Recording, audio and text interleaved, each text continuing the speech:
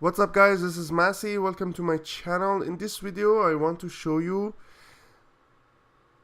chromium 3 nitrate and how to write the chemical formula for this compound. Chromium is Cr, nitrate is NO3, nitrate is NO3 minus. Chromium has different oxidation states. This one is 3, so it's going to be 3 plus. So when we write the chemical formula, it will be Cr NO3, and since this one is 3 plus, it's gonna write here 3 here and 1 is gonna sit here. We don't show it, so it will be Cr NO3 3. So that's the chemical formula for chromium nitrate, Cr NO3 3.